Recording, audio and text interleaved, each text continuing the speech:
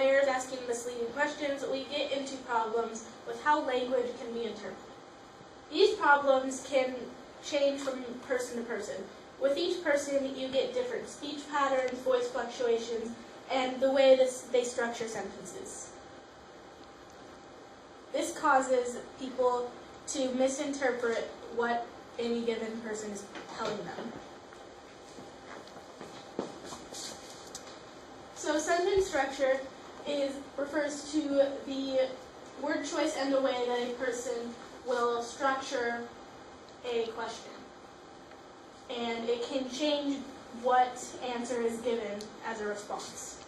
As an example, if you ask what color was the car that the suspect got out of, or was the car the suspect got out of red, the better question is to ask what color, because saying the red car puts the image of a red car fresh in your memory, but the first color you think of when you think of the suspect's car is red.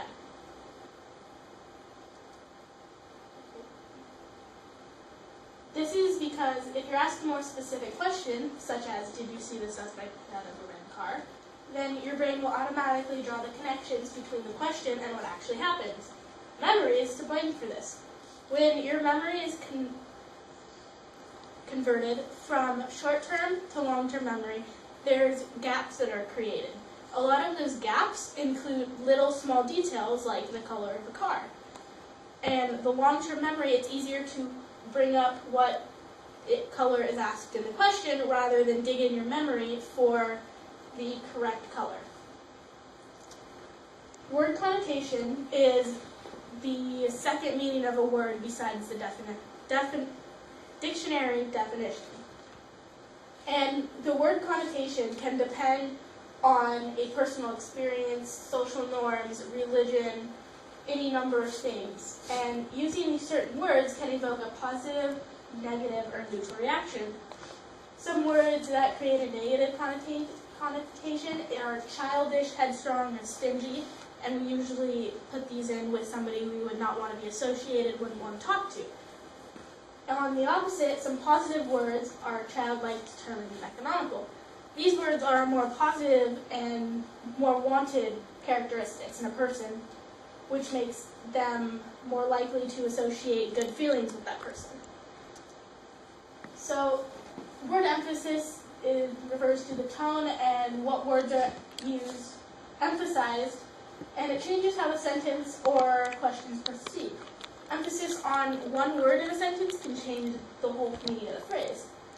So if you say a sentence with a sarcastic or aggressive tone, the words themselves change instead of saying it in the neutral tone, which would be the right meaning. Like, will you please take out the trash, or will you please take out the trash? Both of those are the same exact sentence, the same question, but they can be perceived in totally different ways, just viewed on the tone. Another example of word emphasis can go with telephone, because some people will enunciate words differently, causing differences in speech patterns which can confuse the person you're telling it to. So all of this comes together to influence people in the court. If you're talking about what the person in question is being called, this can affect how the eyewitness might perceive what happened during the time in question. As an example, if you use negatively viewed words such as suspect or criminal to describe the person who is said to be committing the crime, it can influence the witness to see the person in a more negatively viewed way, causing them to maybe alter the story so that they become the victim. In contrast, if you refer to someone who was affected by the event as a victim, it can make the witness have sympathy for them, which could alter the way they ultimately tell the story. This is all done unintentionally through our brain.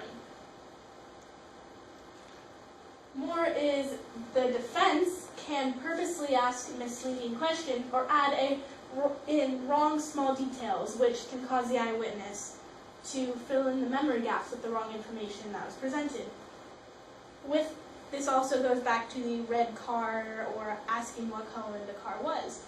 This is putting in small details that would trick the witness into thinking that it actually was in the memory and causing a distortion in their memory.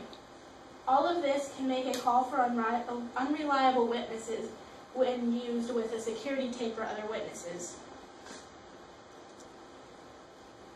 And we're not doing this.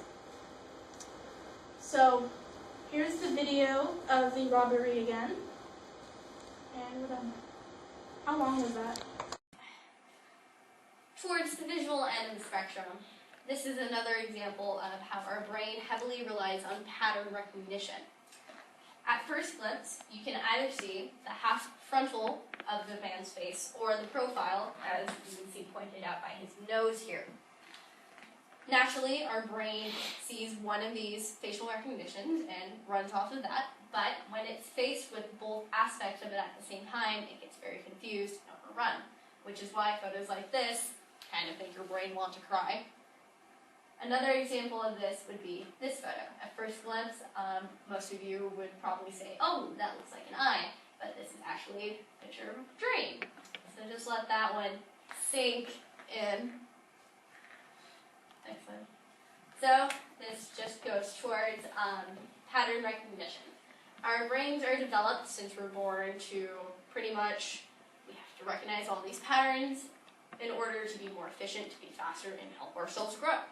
So this leads to gaps of information being filled by our brains because certain aspects of the original information input given to us by our senses, they may fit part of a pattern, therefore obviously they're a part of that pattern because part of it goes with it, and our brain says yes, goes with that, and continues to fill in the other parts of that pattern for that information. This also means that the brain will skip information that it feels is unnecessary because either it would assume that it fits the pattern, such as I said before, or because it has nothing to contribute to the pattern, and our brain thinks that all the patterns we currently know are the ones that we need to survive, or the ones that are most important. So if it feels that something it sees has nothing to contribute to this pattern, it may just mark it off as unimportant and not put it in our conscious memory. An example of this would be when you look at a photo or you step in a room for only a minute and you only remember small specific details rather than the entire room itself. Another example of this would be if you saw a collection of yellow pencils, you may remember that they were all yellow and they were in a bunch, but you wouldn't necessarily remember the number. But if you were to lay out the pencils and put in a blue pencil in between every 3 yellow, you would instantly have a better chance of remembering how many pencils there were because the blue pencils would then create a pattern for us to remember. Manipulation through perspective. So this applies to all of our senses as well, other than seeing and hearing. Consider for touch when you're stepping out of the shower and it's nice and steamy. You take 1 foot and then you found that you've transported yourself to the Arctic within 5 seconds. This shows that all of our senses are merely relative because our senses are also based off previous experiences. So when your body gets used to a previous experience to base itself off of, such as, your register of body temperature being based off of the shower, which was much hotter than at room temperature. The same idea goes for all of the other senses. Therefore, we only know what we're feeling is based off of something previous, and therefore our feelings are 100% relative, and this is another form of distorted memory or even false memory. But what does sense perception have to do with our memory in general? What's the direct correlation? Our senses deliver purely raw information to our nerves through stimulation and just general input. Like Alexa said before, when we enter a situation in which we should be remembering something, we might only remember certain parts in our conscious memory, while there may be something in our subconscious memory that has everything else recorded. Information gets divided into the brain depending on what is registered as important or unimportant. Therefore, our brain can give us false memory when we're currently experiencing a moment because it may have gone through that process based off of the input given to it by senses, and it may have already put that moment into the pattern. Following Alex's example with the photo of a photo of a photo, our memories aren't completely reliable based off something we sensed or felt or saw or smelled or heard if the original experience itself is already starting off distorted because our brain assumed information that wasn't there.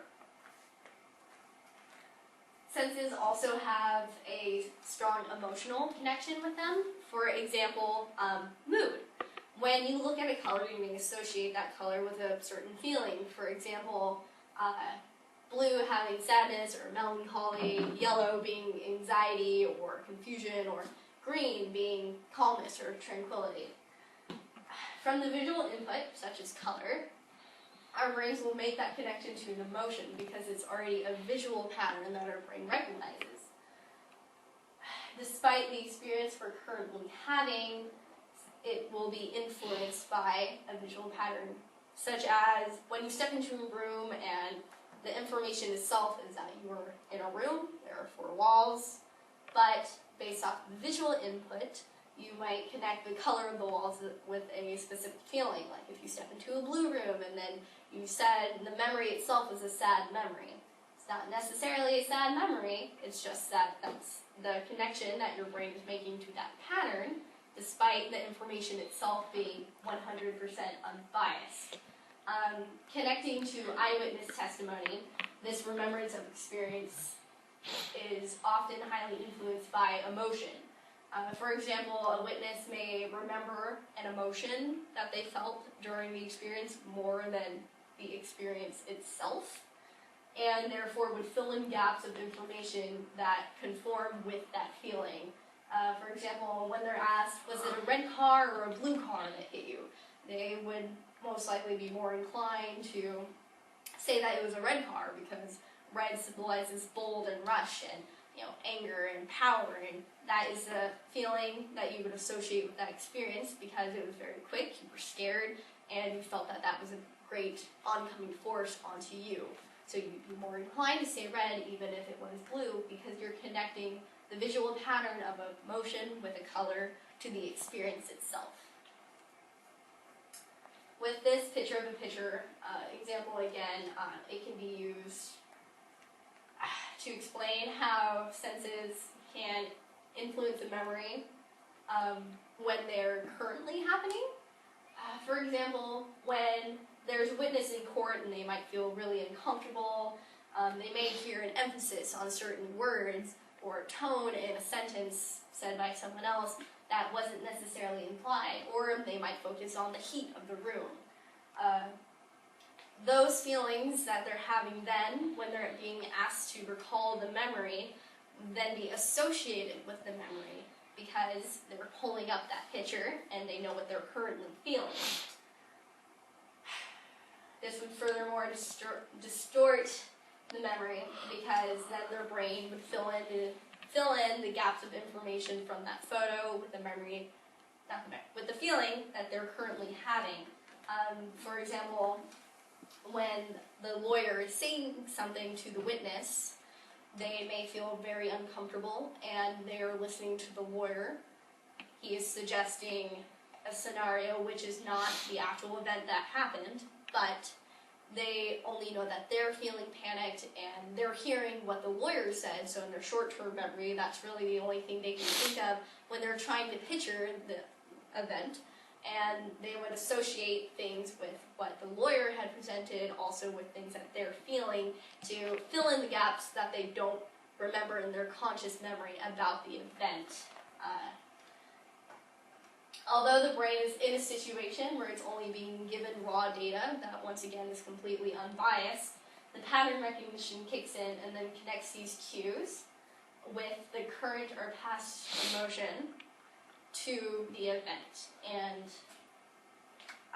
furthermore distorts the memory itself because they're more inclined to connect current feelings with old feelings and therefore blur a mix of details within the conscious memory that they can't recall and bring those to their conscious memory, even though that's not real conscious memory. They're making those connections with the pattern recognition that their brain naturally has.